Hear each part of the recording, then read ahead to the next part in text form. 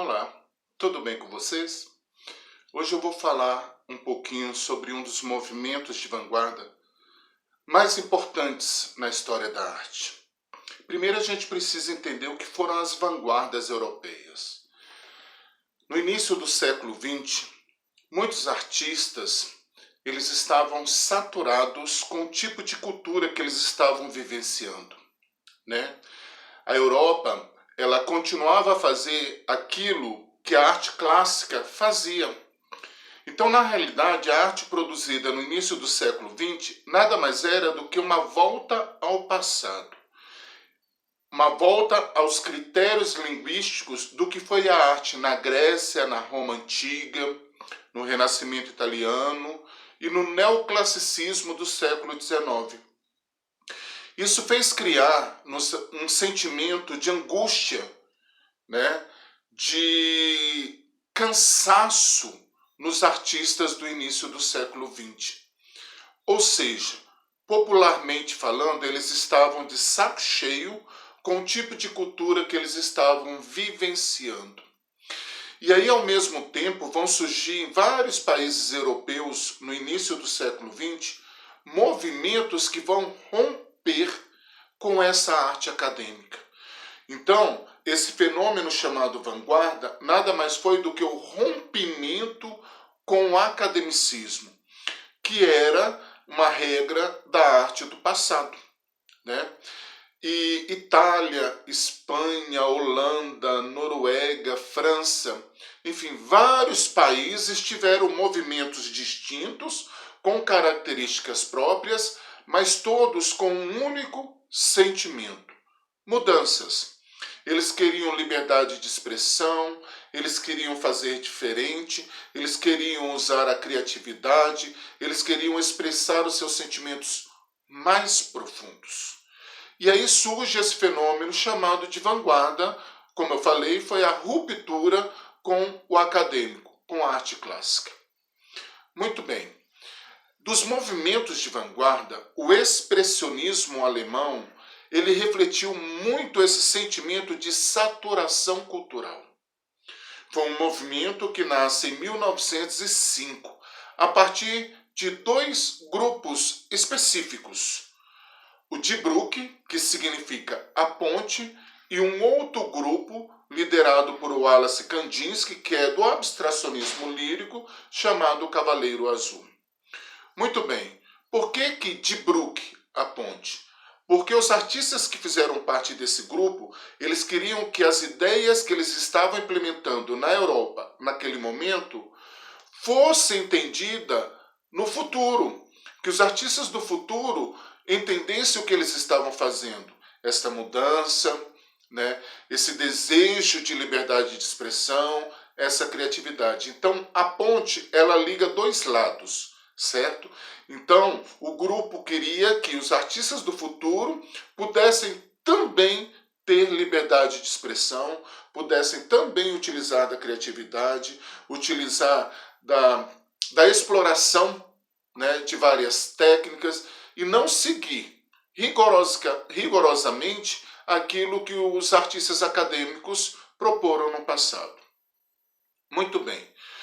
O Die Brücke, ele vai trabalhar a partir de algumas características. Eles vão representar os seus sentimentos mais angustiantes, o seu desespero, as suas dores, as suas aflições, esse desejo intenso de mudar, né? E aí eles vão trabalhar exatamente com o realismo cru, né? A realidade nua e crua. Mas quando eles retratavam essa realidade em uma pintura, eles distorciam a imagem, né? O que levou a fazer surgir um grupo chamado expressionismo, ou seja, um grupo de artistas que, ao representarem a realidade, eles vão distorcer a imagem.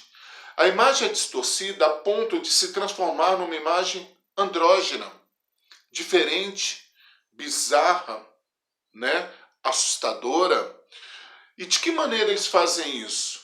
Eles fazem isso deformando a imagem, utilizando linhas contorcidas, excesso de tinta, pinceladas curtas e fragmentadas, as cores são intensas, as cores elas são angustiantes, as cores que eles refletem nessa imagem são aquelas a partir dos seus sentimentos mais profundos. Muito bem, essas cores elas vão representar o impulso criador do artista, né? Então, aquilo que ele está sentindo no momento é aquilo que ele vai representar. E é a ideia do pessimismo. Os artistas do expressionismo, eles eram pessimistas diante da realidade que eles estavam vivendo, né? Nada para eles estava bom, nada para eles estava alegre e feliz. Então, eles tinham um sentimento de pessimismo extremo, tá? E aí, quando eles vão fazer essa pintura, eles não têm preocupação estética nenhuma com a cor, nenhuma com a obra. Por quê? Preocupação estética, quem tinha eram os clássicos, que procuravam uma arte perfeita, que procuravam uma arte proporcional, equilibrada. Os artistas do expressionismo, eles não estavam preocupados com esses critérios linguísticos acadêmicos. Eles queriam explorar, né, toda a sua área criativa para que eles colocassem em uma pintura os seus sentimentos mais angustiantes, os seus sentimentos mais pessimistas. E eles vão trabalhar enquanto grupo, né, expressionista, a partir de dois polos: subjetividade doentia e intensa participação social. O que significa isso? O artista do início do século XX ele estava numa situação psicológica tão intensa, né, tão angustiante, tão depressiva, que ele vai retratar isso deformando a realidade, né? E ele acaba trabalhando o lado das diferenças sociais. Por quê? Porque quando se fala de saturação cultural, não é apenas a questão artística, não é apenas a questão do artista. Entram vários outros fenômenos, como política, religião, economia, né? E todos esses fenômenos vão atingir as pessoas, independente se elas gostam de artes ou não. E aí o expressionismo ele vai trabalhar também essas diferenças sociais, né? Ele vai acabar nas suas obras retratando o que mais de angustiante está acontecendo na realidade europeia no início do século XX. O expressionismo ele é tido como manifestação da crise, por isso que ele se torna um dos movimentos de vanguardas mais importantes. Por quê? Porque eles vão acabar retratando nas suas obras de artes a manifestação daquilo que é a sua crise interior, a sua crise psicológica, a sua crise emocional, né? E aí eles vão tentar retratar essa realidade colocando a realidade a partir do seu olhar, que é um olhar de angústia, que é um olhar depressivo, que é um olhar de medo. Tá bom? Muito bem. Eles utilizam a técnica da gravura. Tá? Eles vão utilizar ou a xilogravura ou a litogravura. A xilogravura é quando o artista ele trabalha em um suporte que é a madeira. Ele faz o desenho na madeira, ele sulca as linhas, ou seja, ele vai aprofundar, né, aonde é a linha nessa superfície, né, então vão criar sulcos. Depois ele passa, depois do desenho todo pronto na madeira, ele utiliza uma tinta tipográfica, né, ele passa tinta tipográfica. Depois ele coloca uma folha por cima, ele esfrega e aí ele vai tirar quantas cópias ele quiser daquela imagem. Então, xilogravura é a gravura a partir da madeira. Mas muitos artistas trabalhavam também com a litogravura. É o mesmo processo. O que muda é o suporte.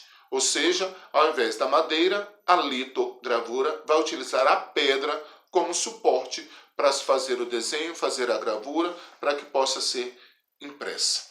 Tá bom? O que acontece? Quando eles vão trabalhar essa questão do realismo cru, distorcido emocionalmente, a gente precisa falar de uma obra que foi o cartão de visita do movimento expressionista. Uma obra de um artista norueguês chamado Edvard Munch, que nós muitos conhecemos como sendo o grito. Vamos lá.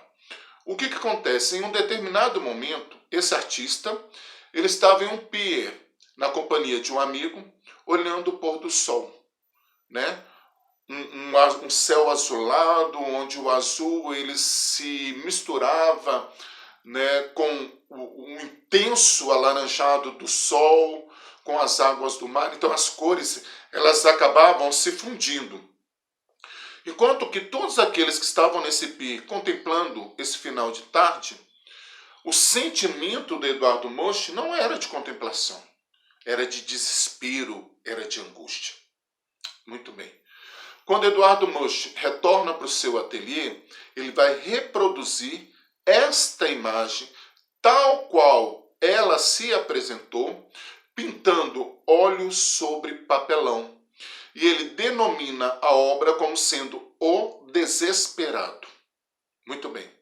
Depois de 2 anos,